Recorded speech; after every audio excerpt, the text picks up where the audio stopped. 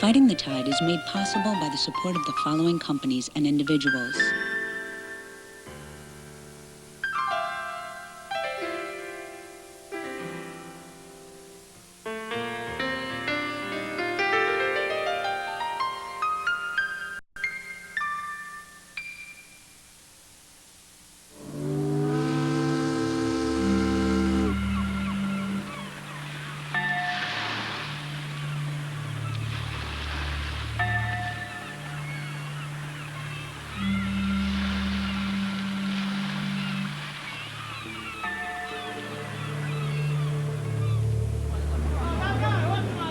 The waterfront was alive with noise. The cries and whistles of the gangway men, the barking of foremen peppered with invectives, the heads-up call to alert the holdman to a descending draft. We worked like mules. We worked like damn mules, but I loved every day of it. I always looked forward to going to work. Dirty, dangerous, hard, you know, the whole ball of wax. Love to go to work. The clamor of the docks, a sound echoing through the centuries. That was my life for 38 years. The benefits that my family have came from the waterfront. I didn't have any other source of income. Let's go. Hey, Joe, come in. Come on up. America's great port cities took root on bustling waterfronts like these. Places like New York, Seattle, and San Francisco, which even today remain the economic heart of our nation. And when I drive by there, it's like a ghost town. You can still hear the men, you know, in my head. And it's sad. It's like something that was alive, you know, and vibrant. And it's dead, it's gone. And it'll never come back. But merchant ships putting in at a modern port are greeted by no dockside din of grapplers and stevedores. Instead, they're welcomed by a whisper. A tidal wave of change has engulfed waterfronts the world over, sweeping away a centuries-old way of life. A technological revolution that began with one man, an eccentric American trucker with a simple vision. I'm not much of a dreamer when it comes to you're going to dream, you're going to do something nobody else has ever done. His radical idea, the container, would clash head-on with the ideas of another dockside titan. I'm an officer of a left-wing trade union, and that's the way those people think, and as long as my rank and file feel that way, my job is to represent them that way. Two giants, two powerful currents fighting each other, fighting the push of history and the pull of progress, fighting the tide.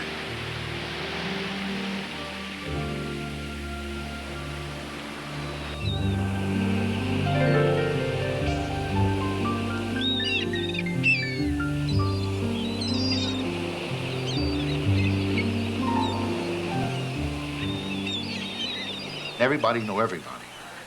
This was like a little company town.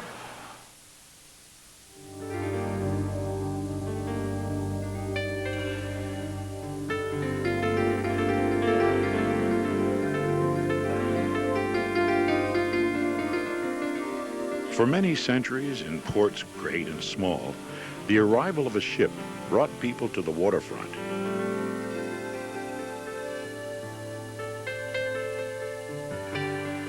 Some to watch, some to work.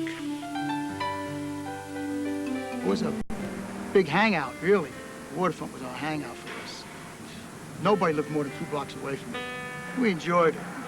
It represented many things to the people who lived there. A job, a skill, a way of life.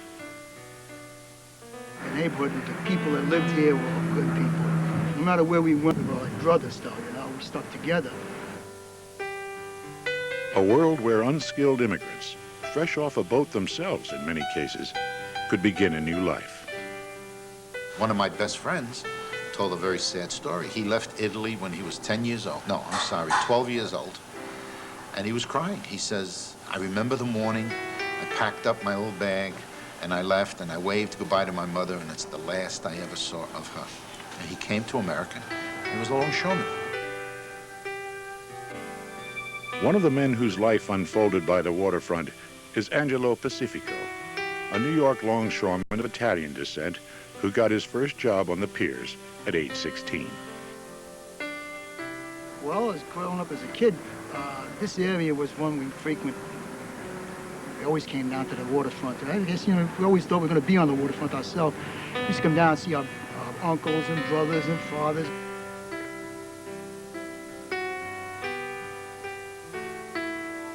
The neighborhood's known as Hell's Kitchen. I like to think the reason why I got its name is because of the mix that was there. Predominantly Irish, but you also had Italian, German, Scotch, Polish, Greek. You name it, we had it in this neighborhood.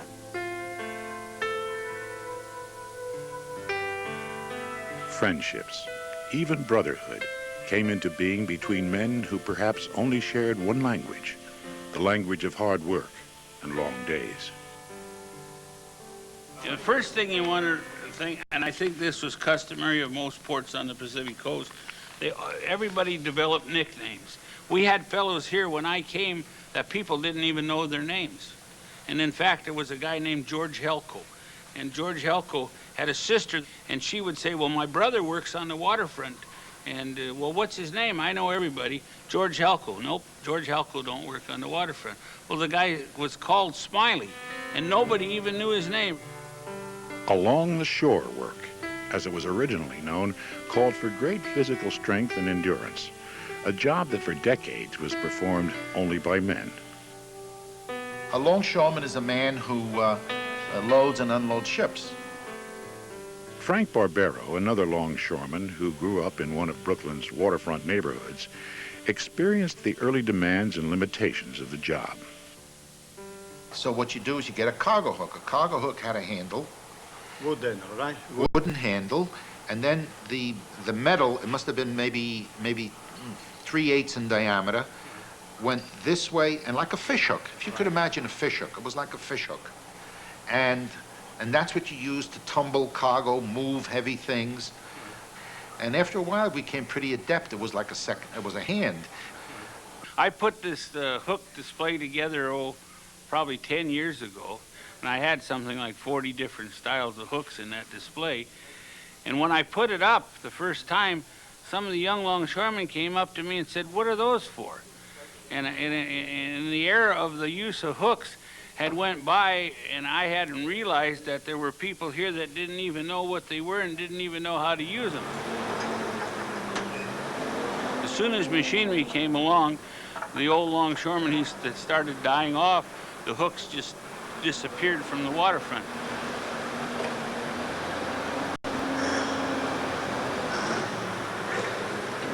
Another kind of cargo hook, dropping down from the cranes high above, was used to tackle the crates and slings that choked America's piers. Cargo hook was about 1 foot high, again like a fish hook, but that's what moved the cargo either from the pier to the ship or from the ship to the pier. Men learned to live their lives by the unceasing rhythm of this mechanical overseer.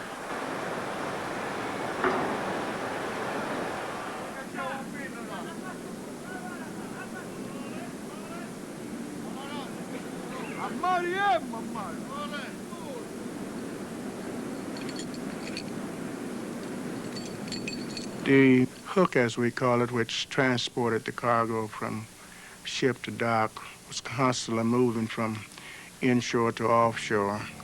About the time it made its cycle, you were supposed to have a load ready so that the hook didn't hang. And that was the whole name of the game, to keep that hook moving, to keep the cargo moving. A regular ship would require 5 gangs of 8 men each to load her in rotation overtime. It was work that required skill. Of course, there was some glamour in the break bulk shipping because you stowed all sorts of cargo, and you had to be an accomplished longshoreman or a seaman to make bulkheads out of sack goods and stow canned goods so they wouldn't fall, and make sure you didn't have cargoes that would taint other cargoes. It was a science. You're putting them on pallets. What side are you going to do first? Are you going to throw the first bag into this corner or to that corner? You know? And you knew yourself with your partner how you're going to work it. You never deviated from it. We're always trying to save a little energy. Taking the bottom bag and putting it on the bottom, rather than taking the top bag, putting it down, picking the bottom bag and bringing it up. You were against the skills of the winch driver all the time, trying to keep the hook moving, and gangs were trying to impress supervision all the time. Really? Oh, yeah, so that they could be assigned a better hatch. There was always some competition between gangs. We had a guy named Fearless Johnson, they called him. He was a little bandy-legged guy, and he had a partner named Bob Drath that weighed 300 pounds and was 6'6", and anything that guy 300 pounds, 6'6" picked up, that little 155-pound Fearless Johnson picked up the other end of it. Never seen a man like him. I called him the strongest man that ever lived. Working in a ship's hold, manhandling thousands of tons of cargo, serious injury was an ever-present danger. I saw men worked almost to death. I saw men injured like crazy, crushed like cockroaches because of the speed up. The whole thing was, the ship's got to come in and it's got to get out as quickly as possible. The steamship company made no money when the ship was in port, so they didn't care what happened to the men. Can you imagine guys are working 24 hours? They're exhausted. Everybody's trying to survive. There was no safety if it held up to work. My father, he come home one morning after work. He had his leg all wrapped up in a whole rag, you know, and that. I says, what in the heck, you know, what happened? He says, well, a box fell on me and I split open my leg. I said, why the hell don't you come home or go to the doctor? He says, there's too many guys outside the gate waiting for my job. But dock workers not only accepted jobs so dangerous that death came 10 times more often than in a deep mine or a steel factory, they fought to get the work. It was something called the shape-up, a battle of one against all. Hundreds of men, shoulder to shoulder, jostling for whatever jobs were offered by the dock boss. The shape-up meant you went down on the dock. If you happened to know the boss, or you knew one of the bartenders in one of the 35 saloons that were along the waterfront and had a brass check, you could get a job. One could find work for a day, a week, or find no work at all. The shape originally was just the most inhuman, oppressive kind of thing. If you wanted to work, your wife would have to go maybe clean the hiring agent's house, or maybe more. You would have to pay. You'd have to pay a certain amount of money to the hiring agent who hired you. You'd have a toothpick on your ear. So toothpick meant $1, two meant $2 to work. Otherwise, you just took your chances. There was no distribution of work on any equal basis or anything else. By the time the boss would be through, 100 men would have jobs while the other 400 would be out of work again. The hiring was one of the biggest gripes of the men, because it dehumanized you. It took your dignity away. So in the old days, if you didn't do a day's work, if you didn't work like a dog, you just didn't work anymore. That's it. Brave men resisted for the simplest things, like the right to take a break. I used to call meetings on the pier. I started talking about we're not animals. We should have a right to a coffee break.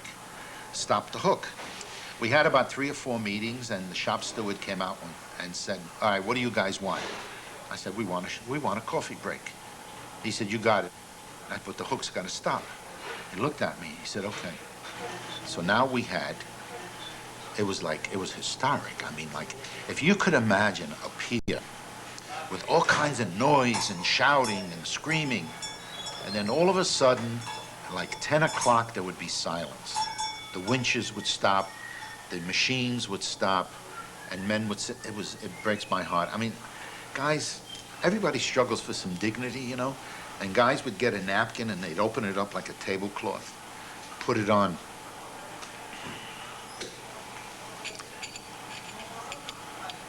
Put it on coffee and have their coffee. It was just incredible, an incredible thing to see.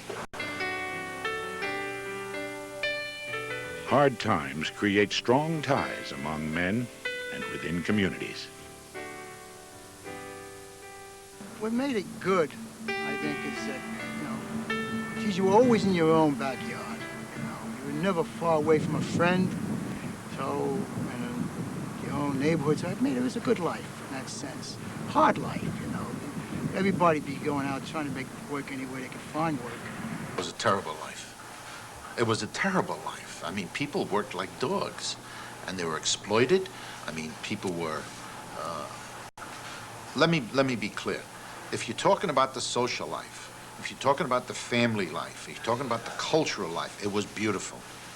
And in fact, I believe that's what made it possible for people to survive. If you were in trouble, people helped you. If you had tragedy, people were there. But when it came to the workplace, the exploitation was inhuman.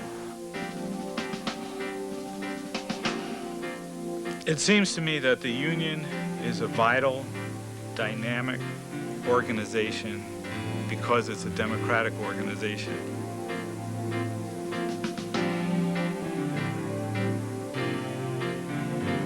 In the late 19th and early 20th centuries, longshoremen could do little to fight abuses on the docks. Waves of immigrants to America ensured a steady supply of dock labor. Dock unions were weak and often a front for the dock bosses. Wildcat protests collapsed long before they could achieve anything. But in the 1930s, organized labor across America was finding its voice. In 1934, after generations of exploitation and brutality on the waterfront, 13,000 longshoremen walked off their jobs on the West Coast.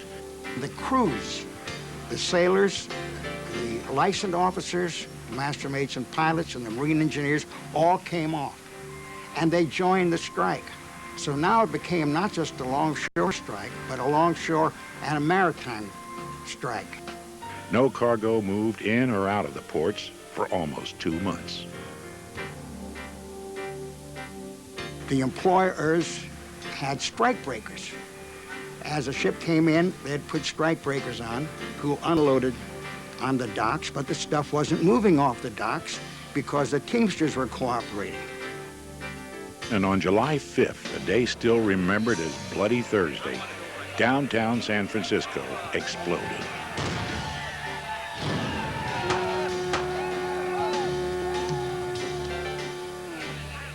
The air was filled with blinding gas, the howl of the sirens, the low boom of the gas guns, the crack of the pistol fire, the whine of the bullets, the shouts and curses of sweating men.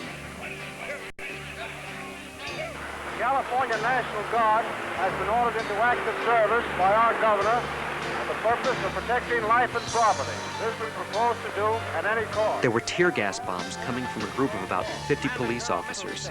Then with a general strike and additional violence threatened, 2,500 guardsmen move in. And charging down upon them was a shouting mob of several hundred strikers, men and boys. They hurled rocks. They picked up the bombs and threw them back. But the bombs came thicker and the shots faster. 4 strikers fell in agony. More than 80 were injured and 2 died.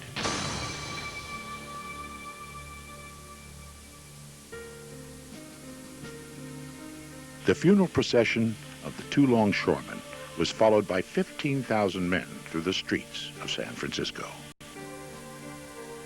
The caskets containing the bodies of the dead strikers were placed on open trucks. The procession was orderly and quiet.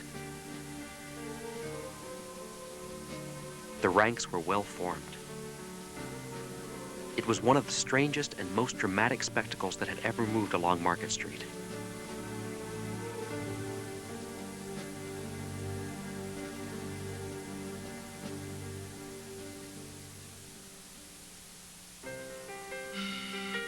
This incredible outpouring of grief provided the abused pier workers with a milestone victory. The ringleader of the strike was a young immigrant longshoreman determined to change the system. Harry Bridges, born in Australia of middle-class parents, turned his back on a comfortable upbringing, worked his way to San Francisco, and fell in with the longshoremen there. He knew his business thoroughly. Well, he was a member of the Star Gang. He didn't have to go in the shape-up because he was so skilled in handling steel. With Bridges at the helm, the men of the West Coast emerged victorious from the 34th strike. The shape-up on the West Coast was dead. In its place, a union-operated hiring hall, where the work would be shared equally among the rank and file, where the power would be shifted from the dock bosses and the employers to the union and the workers. The hiring hall is the backbone of the union. The reason is you have to come there to get your job. Maybe one day or a week besides your paycheck. 38, 40, 45, 50, 100, 200, any longshoremen for the ship?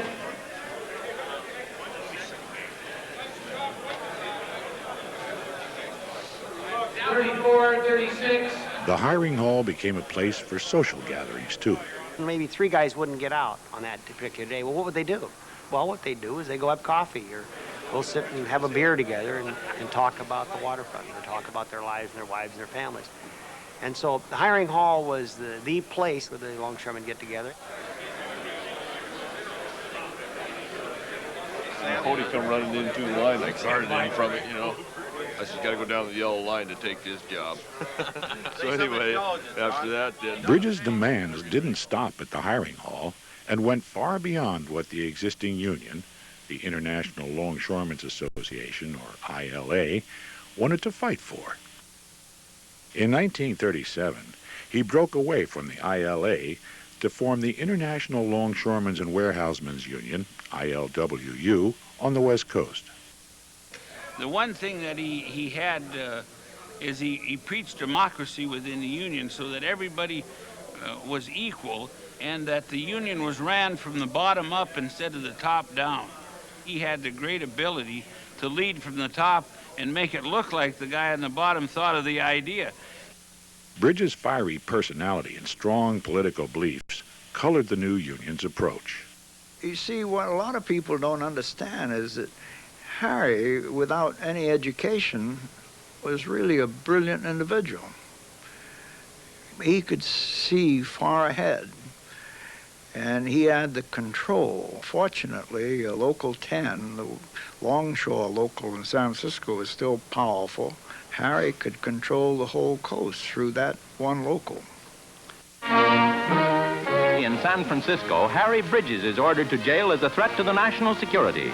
The Longshoremen's Union president had been out on $25,000 bail since last April, when he was convicted of perjury for denying membership in the Communist Party. The U.S. government branded Bridges a communist. At least 3 separate times in bitter legal battles, he defeated the FBI's attempts to deport him. And I'm an officer of a left-wing trade union, and that's the way those people think, and as long as my rank and file feel that way, my job is to represent them that way. What do you mean by a left-wing trade union? Well, obviously, on the record, it's a union that means that's willing to arbitrate. To start with, that's a matter of record. It's also a union that believes in a lot of rank-and-file democracy and control. The fact that Bridges was called a communist, that the mere fact that you were on the waterfront in the strike, you're supposed to have been a communist, didn't have any effect on the rank and file. It's also a union that recognizes that from time to time, it's got to stand up and fight for certain things that mightn't necessarily only be wages, hours, and conditions. Civil liberties, racial equality, and things like that. There's no doubt that if Harry had told them to all walk off the piers and into the water, most of them would have done it. I mean, that was the kind of loyalty he had developed. Throughout the 40s and 50s, Bridges' masterful leadership of his union brought continued improvements in pay and working conditions on the West Coast. On the East Coast, hiring practices remained both a source of corruption on the piers and an obstacle to organized union activity. But in the 1950s, the government would take control of hiring on the piers through the establishment of the Waterfront Commission, forcing out the old guard of the ILA and ushering in a new era of leadership. Among these new leaders was Teddy Gleason, a savvy and respected longshoreman who helped lead his men to a series of successful strikes in the late 50s and early 60s. And I must say that the men in Boston, Searsport, Philadelphia, Baltimore, and all along the coast got the same protection as we expect to give the men in New York and Hampton Roads. Like Bridges, Gleason brought to his men both material gain and a new respectability within the labor movement. The longshore workers were able to achieve the standard of living that they received, that they gained, whether on the West Coast or the East Coast, through unionization. They fought for the position. They were able to organize the various docks. They were able to gain control and power, and that power translated into a standard of living, an increased standard of living for their members, so that workers who had been treated like garbage in the early part of this century now were able to achieve a decent standard of living. The union took the longshoremen from the Barbary Coast, the worst forms of exploitation, to the elite of the labor movement, to the absolute elite.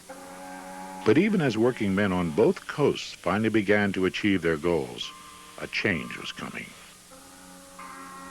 When this pier originally opened, we came over here, we started working, and we realized how we got a life here, 20-year lease and all, and this is where we're gonna be, you know? And we were working all the time. We all went out and bought a new car. This pier opened in '65. Everybody in the gang went out and bought a 1965 car. We had it, what we thought was a secure life here, you know? And still, there was always a thought behind my head, you know, is it gonna last? I knew it was gonna happen. I just had the gut feeling. 2 weeks before Christmas, and the captain says to us, I have some bad news, fellas. We're gonna close 94, we're leaving. It's hard to recreate today the extent or the extraordinary depth with which technology transformed longshoring. My father was a Scotchman, a good farmer. We worked around the farm until we were big enough to go out. I had a job of making sure there was plenty of wood for the stoves and the fireplace. And feed the pigs. I had to feed the pigs. From a humble start on a farm in North Carolina, Malcolm McLean had risen far on his ability to see that goods needed to get to the right place at the right price. I don't know exactly how it happened, but I said, well, maybe I can get a truck. So there was a Ford dealer there, and I went to him and I bought a truck for $120. It lasted a year and a half. By 1950, McLean had built one of the largest trucking firms in the nation. He's a fellow that observes everything. And you and I walk down the street and we see these things, and we sometimes react, isn't that too bad or isn't that nice? The way Malcolm reacts is, how can I do it better? And is there a business there? What McLean saw was freight being handled over and over again, from a truck to a railroad car to a ship. The story was you always have to unload it yourself. Roll it off. They pick it up with a hook and put it on the ship, one bale at a time. And I'm watching that thing go. I said to myself, why don't we put that whole body on the truck? That's my first thought, you know.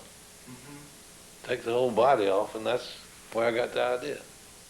The idea was a container, a metal box that could be easily lifted by a crane between a truck and a ship, or a truck and a rail car. strong enough to be stacked up and secure enough to hold even the most valuable of cargoes. While the shipping people thought about shipping, and the trucking people thought about trucking, Malcolm thought about freight. I don't know exactly where the word freight derived from. The dictionary describes it as something added to the cost of your product. If the cost is too high to move it, it won't move. If the freight's too high on gold, the gold will stay in the mine. And the fact that it moved by truck or sea or air or land was interesting but irrelevant to the basic idea.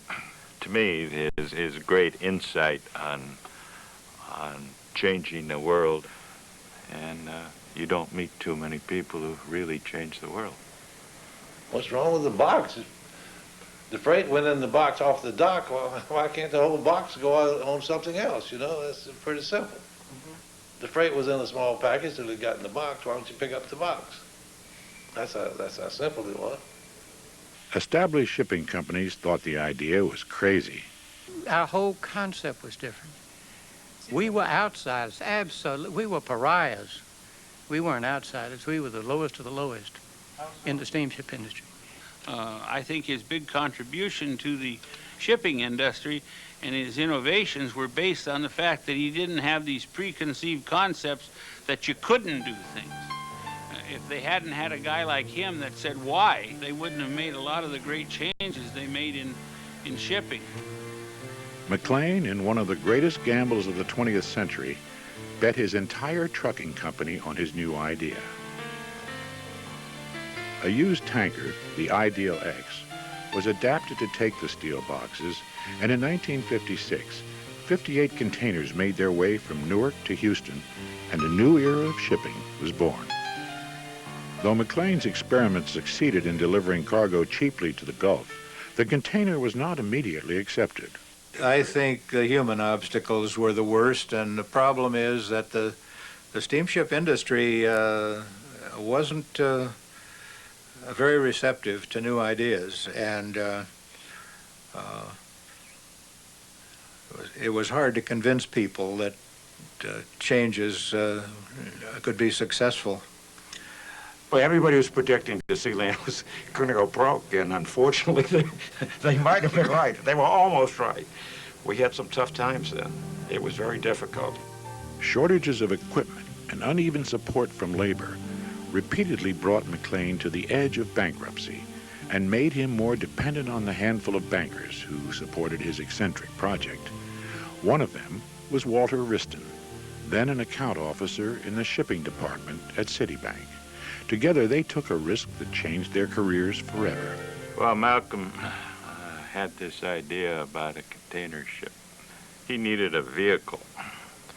So he looked around and he found Waterman Steamship Company down in Mobile, Alabama.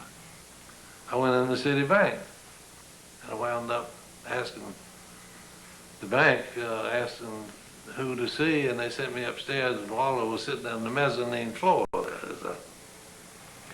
And so he came in one day and said he wanted to buy Waterman. And we made him a loan for somewhere around $40 million, which in those days was real money.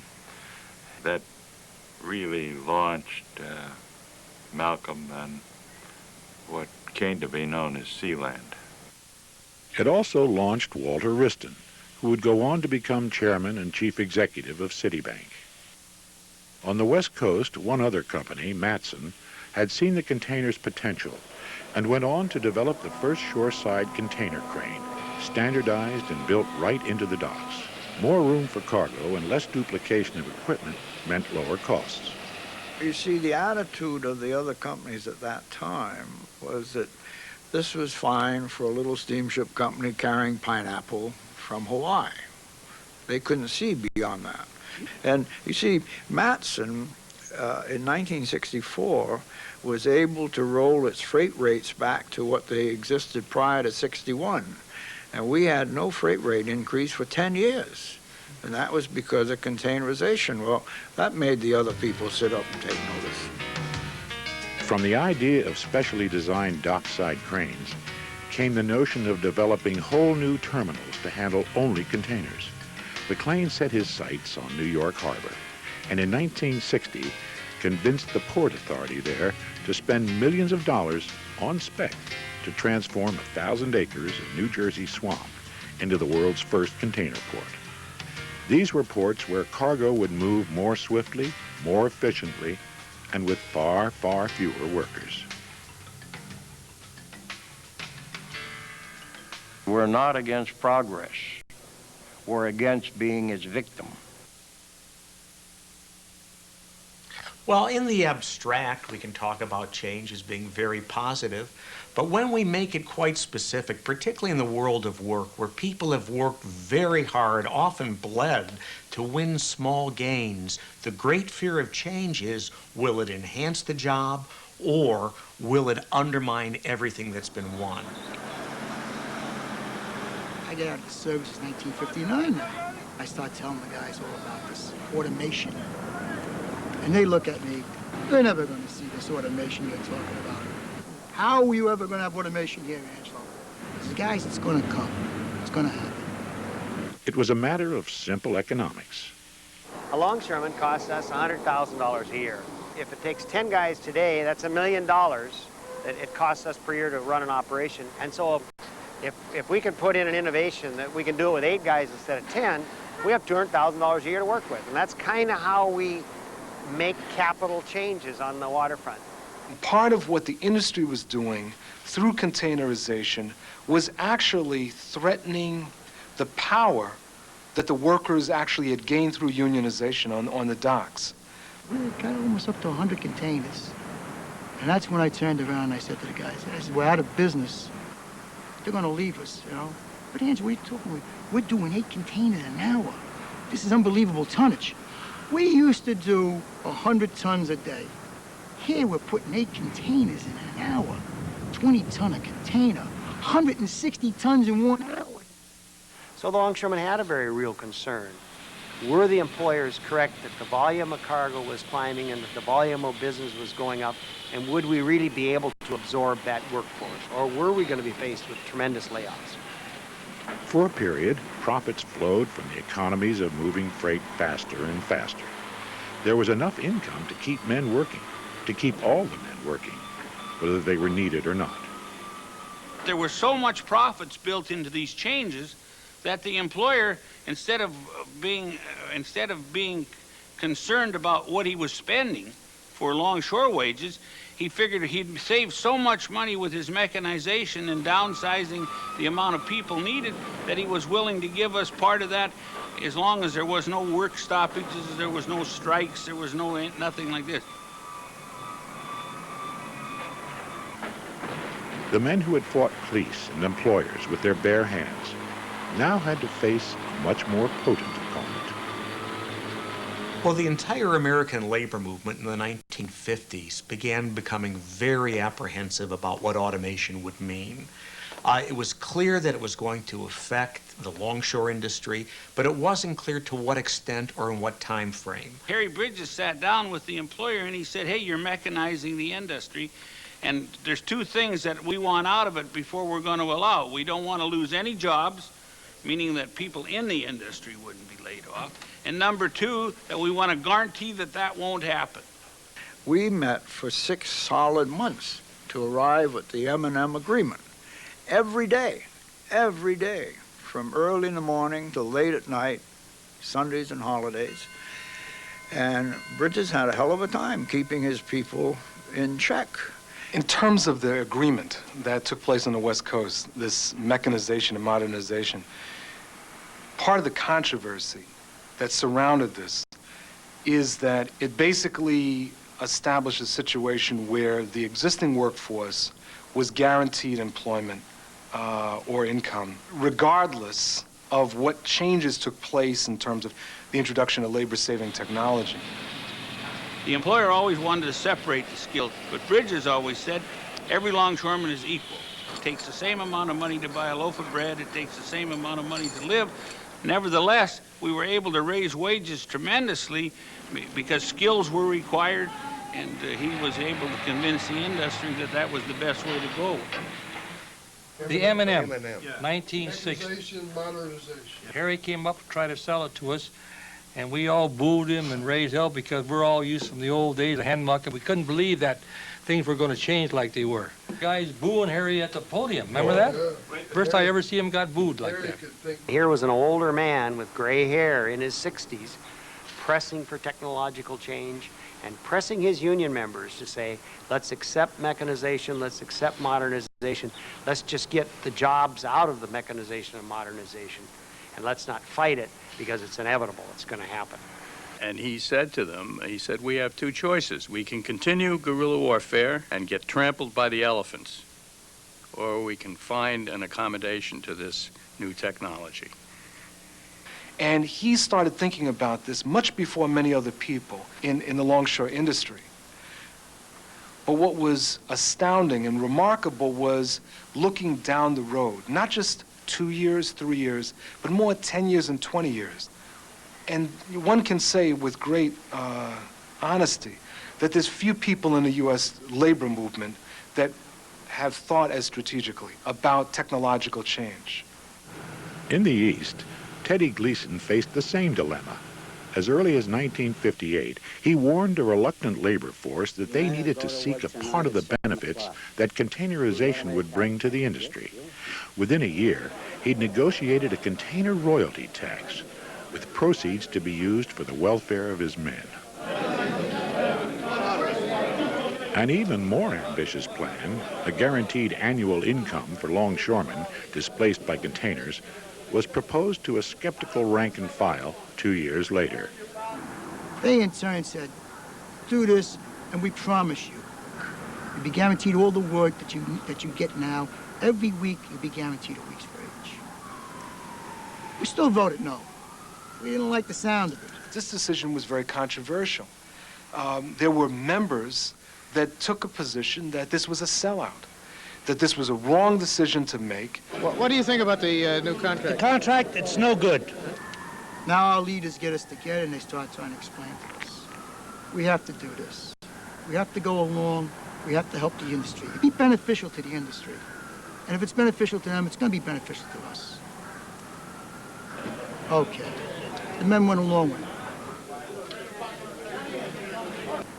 In the contract, we said we opened the door fully to automation.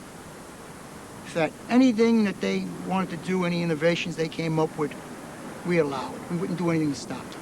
What longshoremen have always done, and I don't consider us smart, we've always reacted. We've never acted. We've never went out and set our goals about what the industry is going to do in the future and how we're going to attack it. We let everybody else control our destiny, and we just react to it. What do you think about that The only thing I want to say is I think it's a shame what they're doing to the poor working people today. Why? That's it. Unions have to engage in a discussion about the impact of technological change. Change is inevitable, but the form of the technological change is not. The form is very much affected by the actual struggle that goes on between the workers and the employers. And do the workers, organized through their unions, have sufficient power to influence the course of change? We have to fight to preserve our jobs. And the country we got is the best country that I remember in the last 26 years. The M&M and the GAI deals, in balancing the industry's need for technological change with the workers' need for financial security, were heralded as landmark agreements for the American labor movement. Now, in this overall philosophical understanding, there was one big misunderstanding, both on the side of the industry and on the side of the union. No one realized how extensively containerization and automation would transform this industry. Containerization has made the world smaller because world trade has brought more people together. Profound change comes when we least expect it, and often where we least expect it. Vietnam. The war not only blasted a generation-wide rift through American society, it created an enormous opportunity for Malcolm McLean. All of the freight stacked up in Saigon and all the ships in the harbor everywhere and the people not having any food. The American port over there was so congested. They take them 40 days to get from Seattle to Saigon. And it took up to a month to unload the supplies for the American troops. There was just no way to get the freight off of the ships. And Malcolm, he went to the Pentagon, and as I heard the story, one of the senior officers said, "Who are you?" And Malcolm said that he was the guy that could turn around a ship in the harbors in Vietnam in 24 hours. The fellow said, "Yeah, sure you can." And Malcolm said, "I'll tell you what I'll do. I'll take it over there for free. And you can see for yourself whether it works." We found a place at Cameron Bay where we could put a pier, and then we came back here and got a pier built in Seattle and towed it out there. We put it in place, and that's where all the freight moved. It wasn't hard at all. And that changed the whole course of the way you supply remote military operations. The military had paid for the trip. Then he got a deal where he would take these ships coming homebound from Vietnam and he'd swing them up in Japan. And he'd load all that cargo for literally nothing. Vietnam, for McLean, provided not only recognition, but also enormous profits. Profits that went far to pay off his massive debts and to secure the future of his company, Sealand. Perhaps this, more than anything else, convinced the rest of the shipping industry that the massive capital investment required for the container system was justified. I think we had a lot of port authorities throughout the United States who recognized containerization was coming and made tremendous investments in containerization, because we couldn't afford to buy the cranes or the facilities, but the port authorities went on and did it. Not everyone, however, recognized how quickly containerization would be accepted. Hong Kong, the fellow who ran the biggest terminal there said there are too many rice bowls to be broken. Containerization will never work here. Hong Kong now is second or the first largest container port in the world.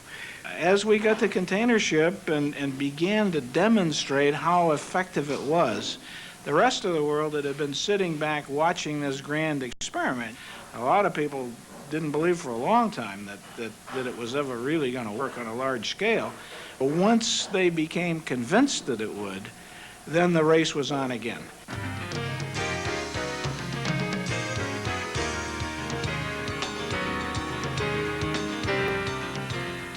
Almost overnight, sleepy shipyards sprang to life as orders for the new container ships were placed by dozens of the world's largest shipping lines. Millions of tons of concrete were poured in remote backwaters across America to accommodate the land-hungry boxes. Container fever soon spread to the railroads as well, with new double-stacked trains designed to whiz electronic goods from Asia to the heartland of America.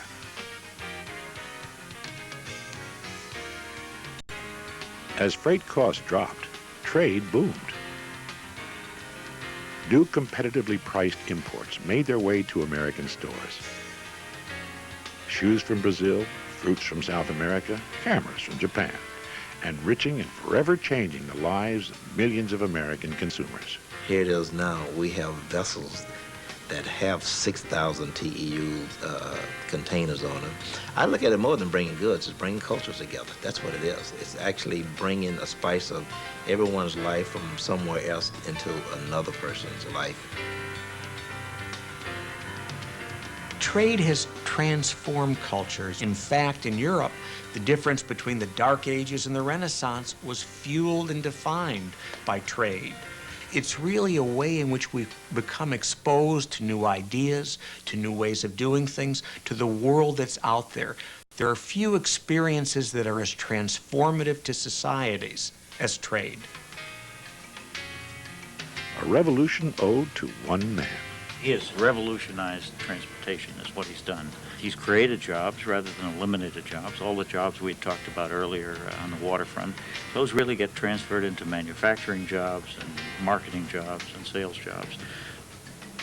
I guess the proudest thing comes when you read about yourself in the paper about you've done something constructive in the world. I don't know of anything else. Nothing glamorous about freight. Nothing glamorous about a truck. There's nothing glamorous about a ship.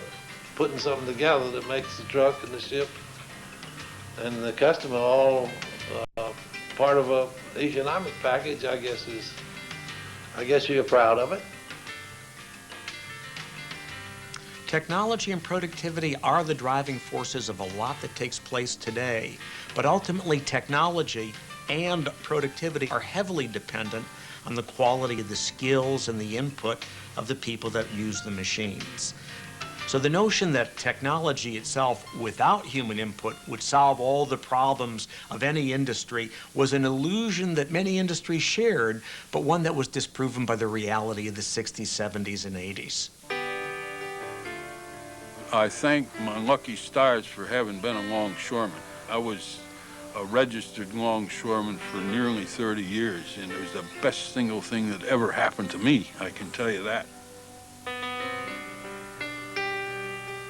Harry Bridges continued to defend the dignity of the working man throughout the remainder of his life. When he died in 1990, he was an activist for the elderly, fighting for universal health care a generation ahead of his time. Like Bridges, McLean remained active well into his golden years. After selling Sealand in the late 60s, he went on to build the biggest container ships in the world, bankrupting his new company, U.S. Lines, in the process, and today continues to pioneer radical ways of moving goods cheaper and faster. But none of McLean's later exploits would have the impact of his simple rectangular box, which ignited a revolution that is still being felt on docks around the world today.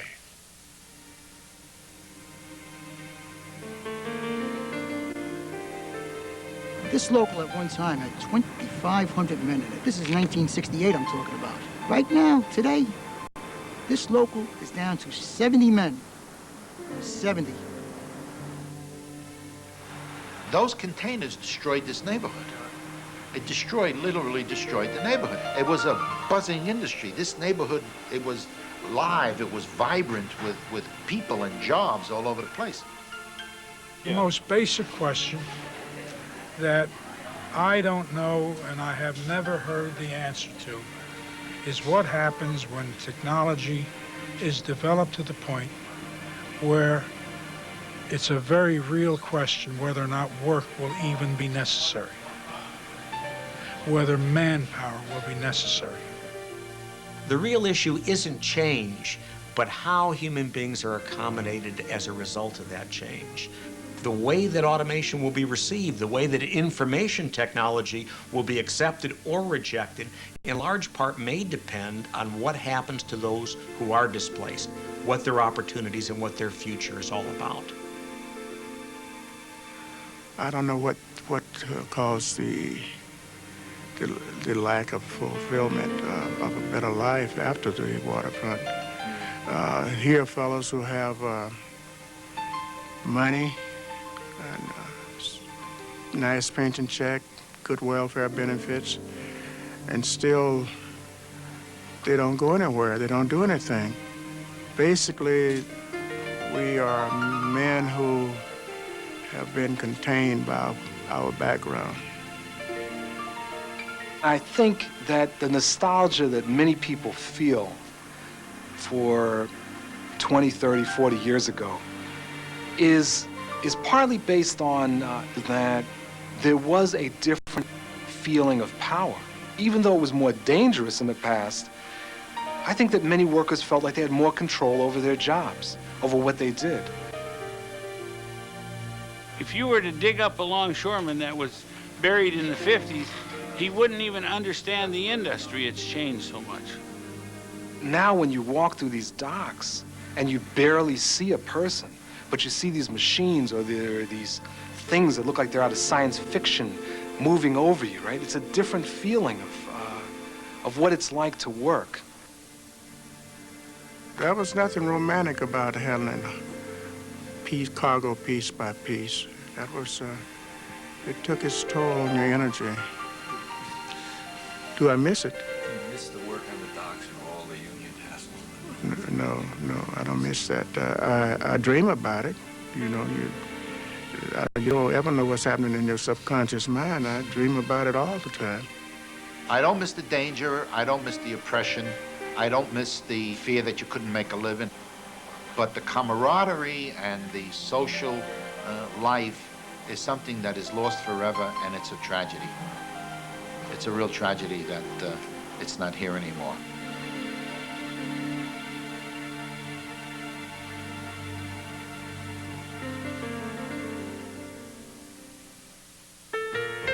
Fighting the Tide is made possible by the support of the following companies and individuals.